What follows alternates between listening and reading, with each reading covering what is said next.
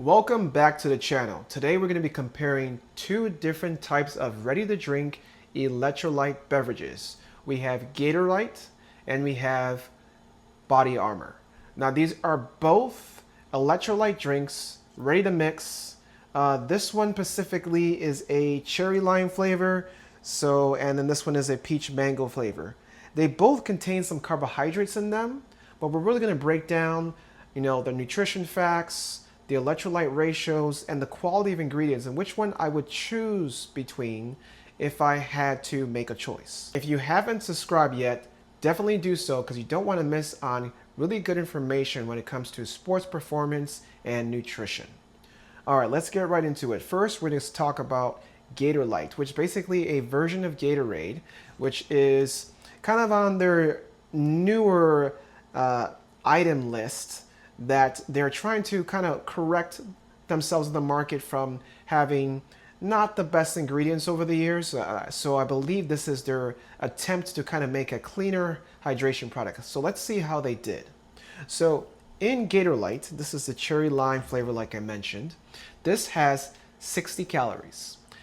Obviously, no grams of fat, zero fat in here. It has 490 milligrams of sodium. We'll get into details of what kind of sodium and all those things. It has a total amount of 14 grams of carbohydrates.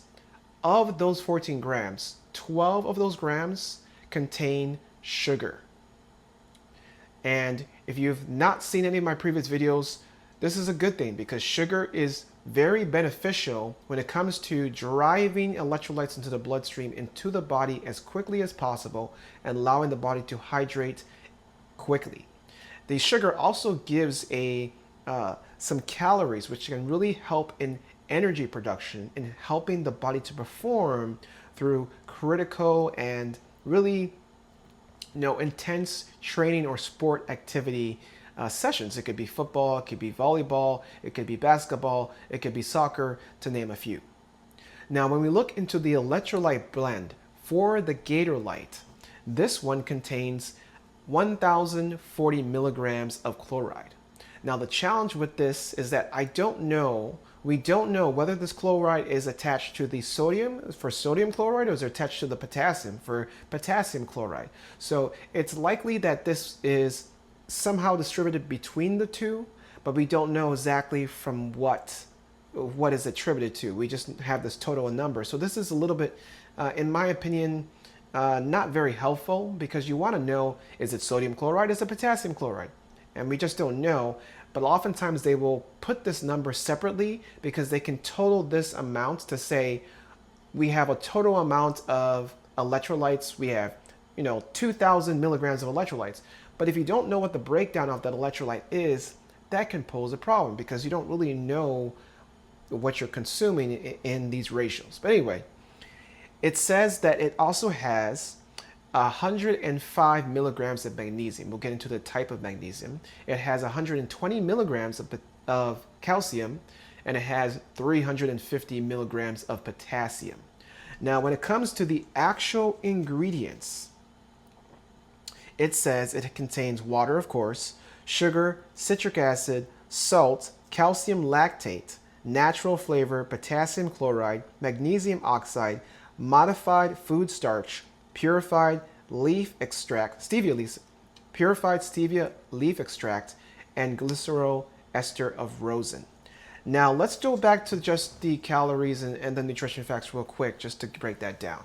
So I like the fact that it has 490 milligrams of sodium because typically in a training session or a sport activity, the body, but depending on the person, can easily lose anywhere from 500 to 1,000 milligrams of sodium in an hour of training. So this good because it's a good basis point and it covers for most people their sweat ratios, right? Everyone sweats at a different rate. Everyone loses a certain amount of sodium per training session. So I like 500. It's just shy of 500. It's 490. I'll give it. It's fine. Sodium is the most important thing that you lose that needs to be replenished to prevent poor performance and cramping, in addition to water consumption, of course. So I like the fact that it contains 490 milligrams of sodium. Now, it contains 12 grams of sugar. And I really like this because this is the optimal range. You typically want to have between 10 and 12 grams of sugar for what's called the sodium glucose cotransport to be activated. That is the transporter that allows you to get hydrated as quickly as possible and drive electrolytes into the body as quickly as possible. So this is very, very good. And this is a much better improvement to the other Gatorades, the original Gatorades that have been available for many years, which contained, I believe, anywhere around 30 to 40 grams of sugar per, I think, just for a 12-ounce bottle, which I think this is a 20-ounce bottle. So they definitely made an improvement here. So I definitely like that. Now we'll get into the kind of sugar and all those things briefly, but I like this so far because it's activating that sodium glucose transporter, which I said is very important. Now, when we get to the chloride section, we don't really know, like I said, how much of that is to sodium. We don't know if that is going to potassium, but based on the ingredients we read, it looks like this chloride is attaching itself to potassium because it didn't say sodium chloride, it just said salt, but it could be both. So that's a little misleading. We don't really know, is it sodium chloride? Is it partially potassium chloride? We don't really know. So the next thing is the magnesium. So the magnesium they're using in this one is magnesium oxide, and it's got 105 milligrams of magnesium, which I think is just, first of all, way too high. But the reason why they're putting that much is because magnesium oxide is a very cheap form of magnesium, and it doesn't get absorbed much by the body much at all. And it can have side effects that can cause a lot of gut disruption, and it can cause stomach issues. Now, I'm not saying that automatically is bad. I'm just saying out of the types of magnesium that you could choose from, like magnesium malate or magnesium glycinate or magnesium L-threonate, this is going to be on the lower quality end of magnesium you would use. And I don't think you need this much of magnesium because, like I've discussed in previous videos, you don't lose much magnesium when it comes to performance and hydration. It's just not something your body is asking for. So not very important, and the quality of the magnesium in here is just not, in my opinion, not the best. So I would prefer that they just didn't have any magnesium in this, or they would have a different types of magnesium, like either magnesium malate or magnesium glycinate, and it'd be a much lower dose because you don't need 105 milligrams of magnesium. Now, the other thing I don't like that this drink has, and this is just my personal opinion and based on someone who's a little bit biased that has their own electrolyte brand, the calcium. It has 120 milligrams of calcium, again, which is even more than magnesium. And there's no science that indicates that you need calcium in your electrolyte blend. There's just nothing in there. Your body is not losing, calcium through strenuous exercise. It's just not a requirement. So it's kind of like they're just adding these things in here to say that it has more electrolytes, which is often a marketing term that people do. And I'm not saying this is what they're doing, but this is typically what I see when people are trying to total the amount of electrolytes they have in their drink to say, oh, we have this much amount of electrolytes. Now, this is just what I'm seeing. Now, I'm just going to get my little notes up here I got on the screen here. So that's when it comes to that. Now, when it comes to potassium, it says it has 350 milligrams of potassium. Now, I think this ratio is too high because you typically want to have 3 to 5 times less the amount of potassium than you have compared to sodium. So since your sodium is almost 500 milligrams, you only want it to be about 5 to 3 times, you want it to be 5 to 3 times less. And 350 milligrams of potassium is more than half the amount of the sodium. And what that will typically do is that will cause the body to dump too much of the sodium in this electrolyte blend while you're consuming it, which would most likely result in you cramping later on. And this is the same problem I've seen in Gatorade in all of their blends, that they always tend to put too much potassium because they want to regulate the sodium, but they put too much, which can cause you to dump the sodium out, which doesn't really make sense because your body is going to use the sodium the most, and you just need a little bit of potassium to just regulate it. So that's just my opinion, and based on what we typically see, you want to have 3 to 5 times less the amount of potassium than sodium. Now, so that's the whole synopsis of, this breakdown. Now, when it comes to the quality of ingredients, obviously it has water in here. Water is obviously the most important thing besides sodium that you need in an electrolyte, so that's good. It has sugar. Now, I believe this is just, regular white sugar refined. It's not the best, but it's not the worst. I would prefer to have regular pure sugar over than any other sweetener, other than having a higher quality of sugar like organic cane sugar. But sugar is good. Like I said, it's very, very good when it comes to hydration and giving you energy. And you also have to remember that every single ingredient in the order that is listed, that means it has the most of. So whatever the first ingredient is, followed by the second, the third, and fourth, that's what determines how much of each ingredient is. So it has water first, which is the most, the highest amount of, by volume of the ingredient. Then it has sugar. Then the next thing, the third thing, is citric acid. And this is where I'm really going to critique this blend, because citric acid, the citric acid that is in here is a synthetic lab-created citric acid that can cause gut disruption that is not naturally found in fruits. So they're making it synthetically. And it doesn't have any benefit when it comes to actual performance and hydration. So citric acid is the third ingredient. Then you have salt. Obviously it would be best if it had, some kind of mineral salt, which has trace minerals, but it just has table salt. We'll give it, like I said, it's a ready to mix electrolyte drink. Then it has calcium lactate. And this is a very big problem now, because you got calcium lactate as the fourth ingredient. We haven't even gotten to potassium yet, or fruit, and calcium is taking more of this mix. This is this is very unnecessary, because calcium is not giving you any benefit whatsoever. Anyway, moving on, we have, after calcium, we have natural flavor. So this is a cherry lime. So there's not actually any cherry or limes in this beverage, which you probably knew that already.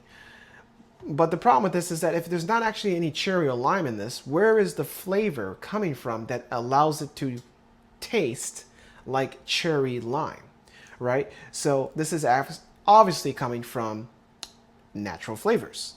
And we already discussed this in previous videos, but natural flavors means that it's coming from chemicals that are designed, that are created in a lab to taste like this fruit. And there's a lot of different chemical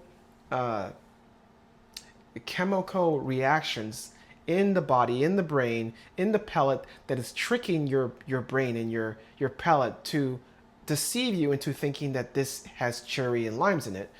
But it's not, because when you go and eat actual cherry or limes, you can know that they don't taste the same as what this tastes like.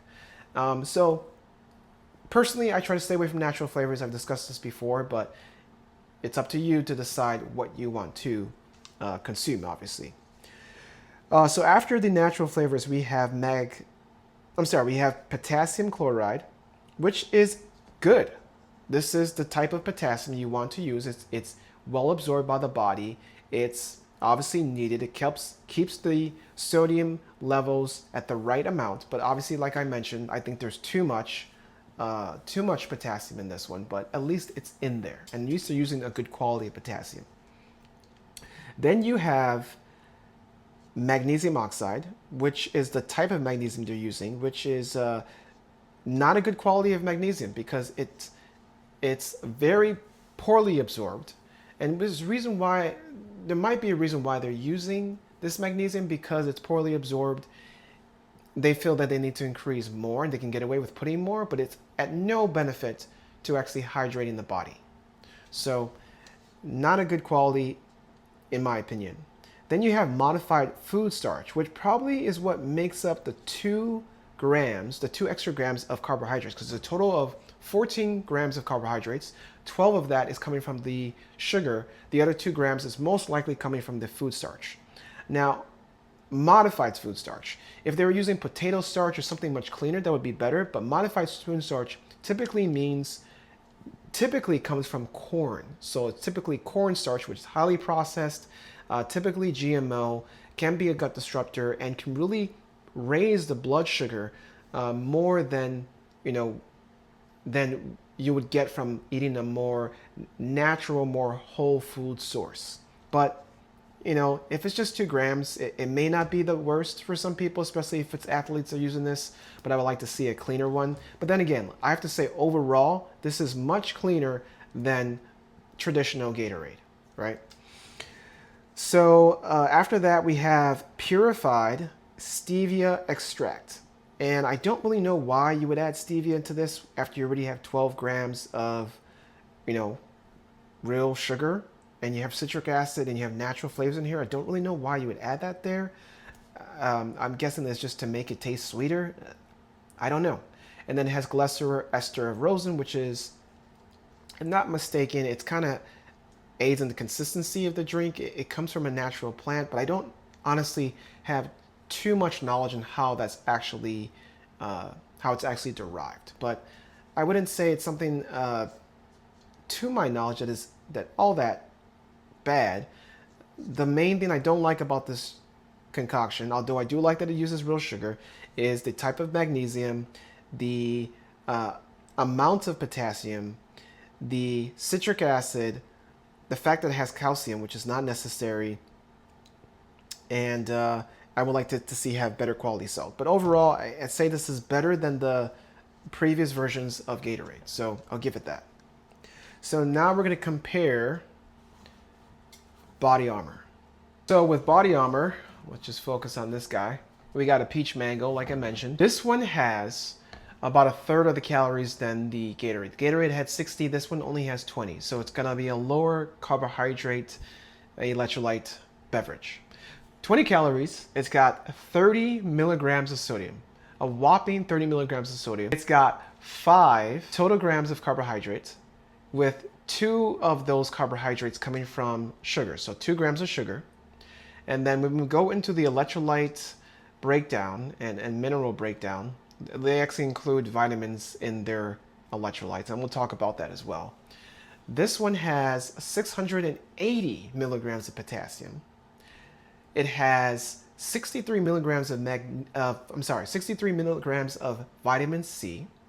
It's got 300 micrograms of vitamin A, 16 milligrams of vitamin B3, 0.7 milligrams of vitamin B6, 400 micrograms of folate, and it looks like 2.4 micrograms of vitamin B12. Very, very interesting. Now let's talk about just the macronutrients. So obviously the calories, the sodium, the carbohydrates, and that. Now it has 20 calories, of which coming from, the sugar. But before we even get to that, let's talk about the sodium content.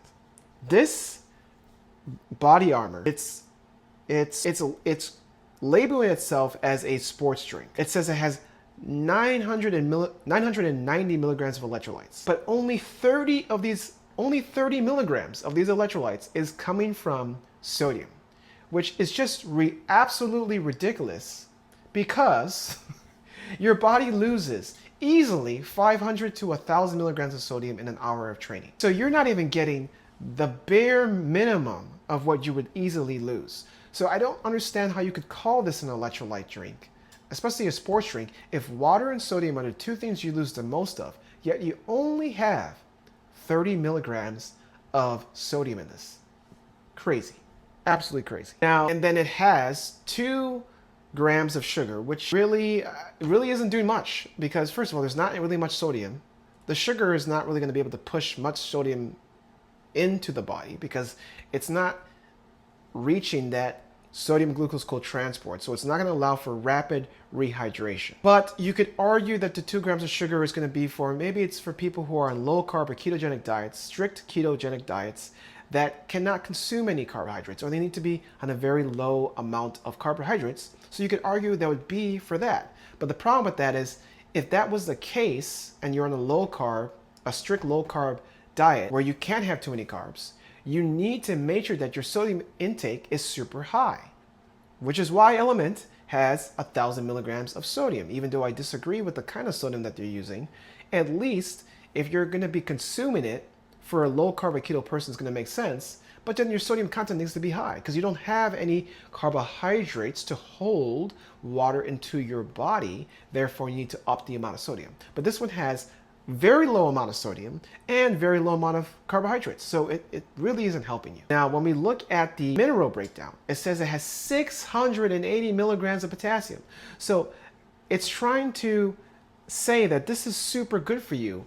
But remember, when you sweat, what do you lose the most of?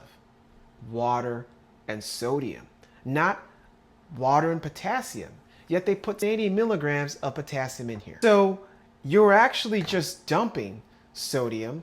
You're going to get a decent rush of probably energy and hydration, but then you're more likely to get cramp up within 30 minutes to an hour or hours of drinking this beverage. And you don't want that to happen. So the ratios are completely off. So far this is not looking better than Gatorlyte, Gatorade's version, Gatorlyte at all. Next, it's saying that it has 63 milligrams of vitamin C. Vitamin C is obviously essential, but it has no necessity when it comes to hydration. Vitamin C it helps with some immune function to some degree, but that's not the most important thing when it comes to hydrating your body. So who cares if it has vitamin C? And vitamin A, 300 micrograms of vitamin A, who cares? Tell me where vitamin A is important for hydration, when it's important to performance. It's important for performance, but we're talking about specifically in this context, not needed whatsoever. Then it has 60 milligrams of vitamin B3, also not necessary. Vitamin B6, also not necessary. It has 400 micrograms of folate, also not necessary. And then 2.4 micrograms of vitamin B12, also not necessary. Because all these things are things you would easily get from majority of foods you're eating, so there's no need for it to be in this drink. But it's touted as something that's going to optimize your hydration because it says they want to list as many things they can stack to say that this is better than other electrolyte drinks. But again, the question is, it's not whether these vitamins are essential. It's about, are they essential in achieving performance and hydration? And the answer is no. Now, when we look at the actual list of ingredients, let's see what we have here. We have filtered water. So I like that because it's very likely that Gatorlyte is just using tap water. So filtered water, at least it's a better quality water, so that's good. It's got allulose. Allulose, which is a non-nutritive artificial sweetener. Definitely can be a gut disruptor. Would not recommend. I'm not liking this. Then it's got citric acid as a third ingredient. Citric acid as a third ingredient. Not good at all as well because it has no effectiveness for the actual viability of your hydration. It's just more of a flavor enhancer and something to make it taste citrusy. It's got coconut water concentrate, which is not the best, but coconut water is good. The problem is that bottled coconut water, once you get water from a coconut, you get that coconut water from a coconut, it has a very short shelf life. And if you don't, it's not consumed within, I believe it's a day, 48 hours, I believe so. You can don't quote me on it. The quality of it significantly decreases. So if you're going to put it into a bottled beverage, it's kind of counterintuitive because it's been sitting here for who knows how long. And this is one of the reasons why they add these additives. But anyway, coconut water, not the worst. Coconut water concentrate specifically. Then it says the electrolyte blend is dipotassium phosphate. This is literally the cheapest form of potassium. I'm not going to go into too much details on that, but really poor quality of potassium. Then you have calcium carbonate. Like we said, not helpful in hydration here at all. We got magnesium oxide, the same type of magnesium in Gatorlyte, cheap, poor absorbed, doesn't help you in your hydration. In my opinion, zinc oxide, I mean, these things don't benefit you whatsoever in hydration. Then it's got the vitamins we talked about in forms of synthetic vitamins. So it has the ascorbic acid, it's got the vitamin C, calcium, D, pathonate. It's got the vitamin B5 we discussed, the vitamin B3, the alpha toxy. I'm going to skip that. That's just the word for vitamin E. It's got vitamin E in here, vitamin B6. It has a bunch of B vitamins in here that are literally do not help you when it comes to hydration whatsoever. And then obviously it has stevia because it only has 2 grams of sugar, which is probably coming from the coconut water and some of the other ingredients. It's not coming from actual like cane sugar. So it has stevia in here, obviously to make it taste sweet, and then obviously has the natural flavors for the peach mango, which it doesn't actually have any peach or mango in this. So man, it kind of started off like I was like, okay, this might actually be better, but man, this is not an electrolyte drink. It only has 30 milligrams of sodium. So I'm going to compare both of these together, and if I was in a gas station or I was in a pinch and I was in the store and there's only these two options, I would have to select Gatorlyte, because Gatorlyte at least has 490 milligrams of sodium. It has, you know, potassium, it has water, you know, it's got real cane sugar, which is awesome. It's got that sodium and glucose transport that allows you to get hydrated quickly. But besides that, this is the main thing that makes it this is the main thing that separates it from the BodyArmor. So if I only had this option, I would choose it because of the quality of the amount of salt, at least that there's real sugar in here, and at least that there's potassium in here, even though I don't like the amounts. But at least the sodium in this is more than the potassium that it has in BodyArmor. So that's my review. If this gave you any value, give it a like, share it to somebody else, subscribe, and we'll see you in the next one.